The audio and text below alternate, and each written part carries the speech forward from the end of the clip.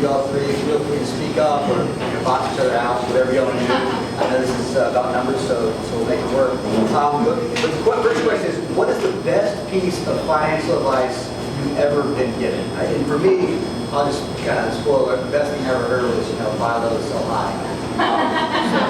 Not to steal your thunder, but somebody step forward. The best piece of financial advice. Buy low, sell.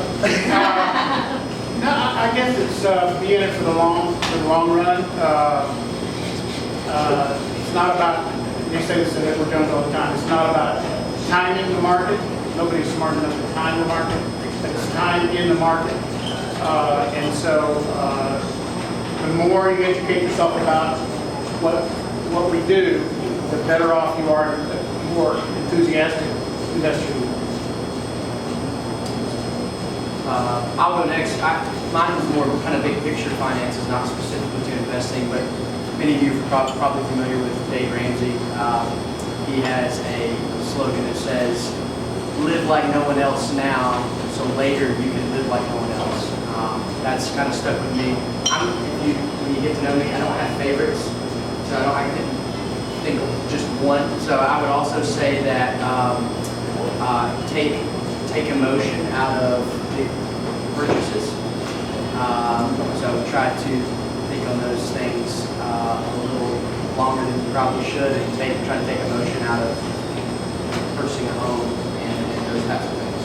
So that would probably be mine. And I agree with Brian. Mine is more of create a budget and kind of follow your budget, and always think about if you're married, try to live off one of those incomes. Try to create your budget based off of one, because you never know what can happen.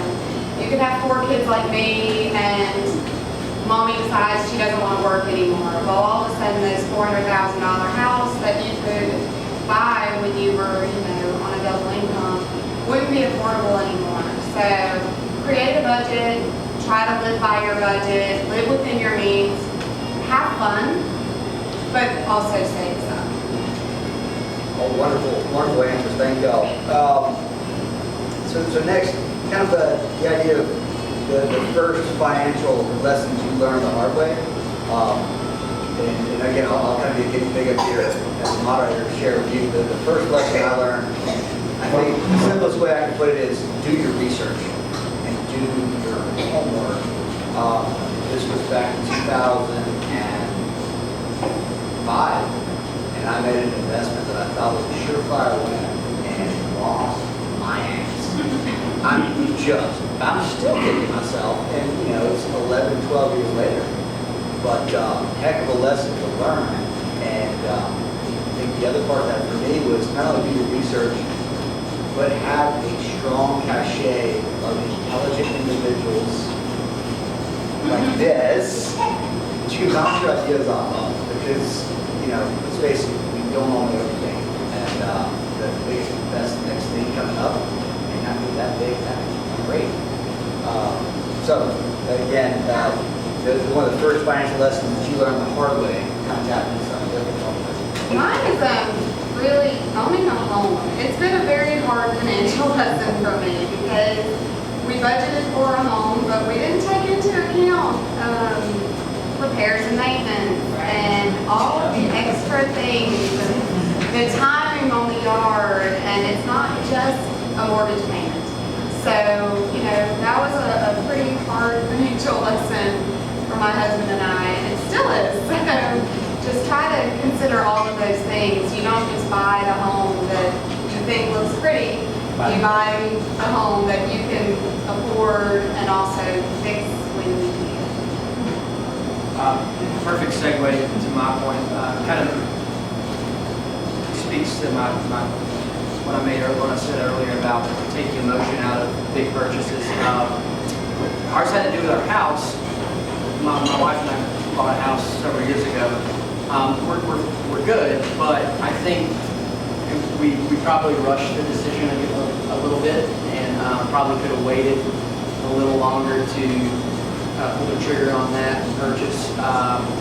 We bought kind of at the peak of the market in an area of town that was probably a little on the high end. This is all kind of hindsight.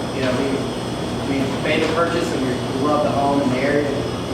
We're satisfied, but kind of looking back on the purchase, we're like, we probably could have, it would have been nice to know this about the neighborhood or this and this. So, to Chris's point also, here as well, we're just, that's a big purchase that you want to make sure that you've got all your ducks in a row with good information on that. I think I'm learning my lesson right now. Many years ago, and of course I'm over at the crowd here, but we built a house on family property. Talked to Chris about it earlier.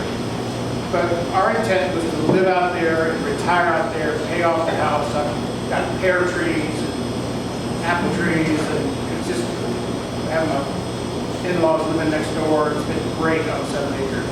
And it's just right out River Road. It takes me 15 minutes to get to my office downtown. It's wonderful. But as my girls grew up and moved out, one lives in New York, one lives here, but it got to be too much house. It's just way bigger than we need.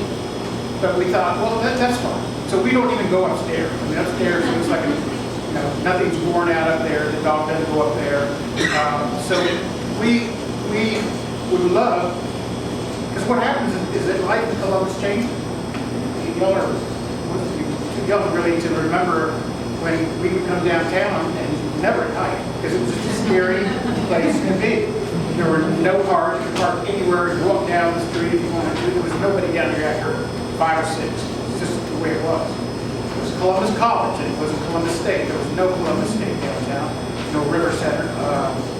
So my wife is in love with the idea of selling the property and moving downtown. Nothing pleases us more than the idea of having one car. She works at Columbus High School, and me walking to work from my office. Living down here somewhere. So that's what we love to do in the next couple of years. But we spend a lot of money and time and energy out there on that house. We still owe on it. And we'll pay it, we'll get it sold and make our dream come true, but you never know what's going to happen to your dreams, how it changes. I have friends my age who live out in Harris County, love it out there. But when you get to sit down over a beer and talk to them about it, it's so far to come back into town, and it's just too much to keep up. I used to ride out there with my tractor and just cut grass, and I loved it. And I still enjoy doing that, but not so much anymore. I don't want to be pulling weeds and pulling vines and dragging all that stuff down the road. So you sort of need to, it's hard at your age to be thinking about what's going to happen in the future. But look at the direction this town is growing. Look at what he's invested in, because he knows what's going to happen in the next 10 years. When you go to work with Jones, you're allowed to decide where your office is going to be. And of course, 4 or 5 years ago, I said I wanted to be in North Columbus because everybody knows that's where the money is. And they gave us statistics to show that too. But then I realized that there wasn't another Edward Jones. There are 5 offices, Edward Jones offices in Columbus. There was not one downtown.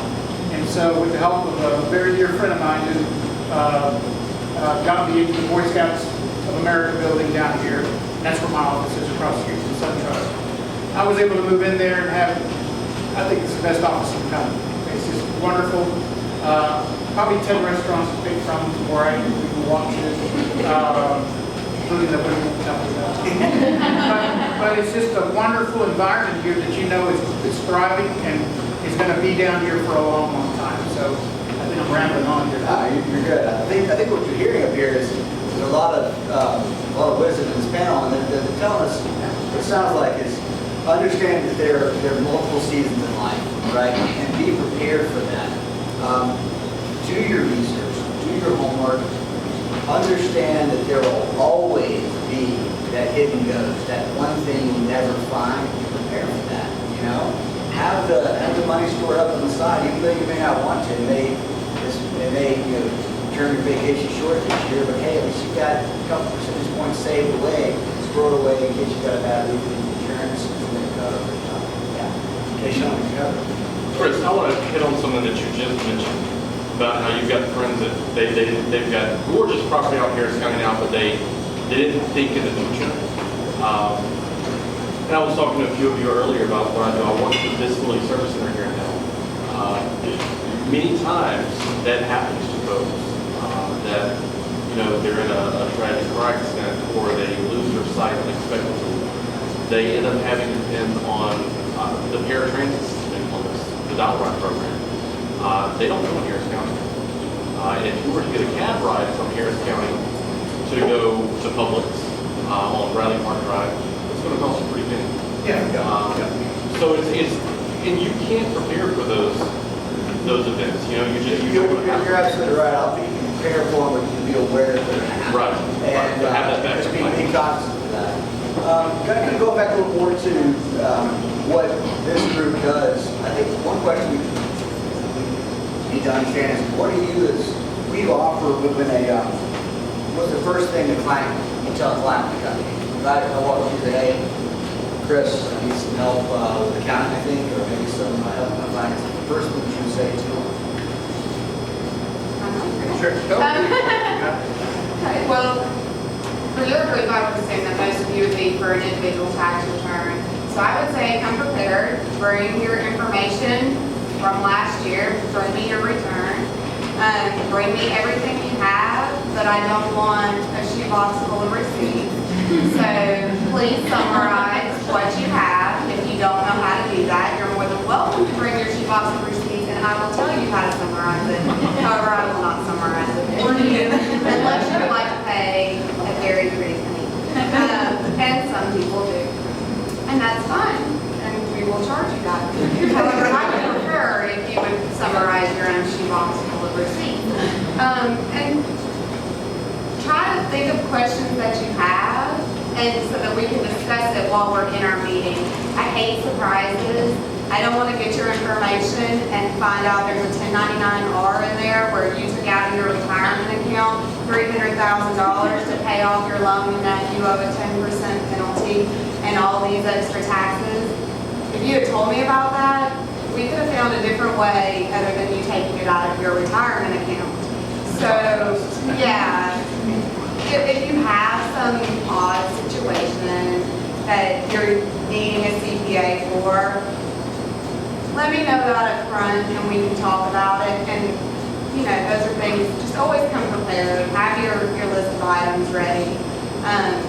It's better to discuss that in a meeting than to just open up a file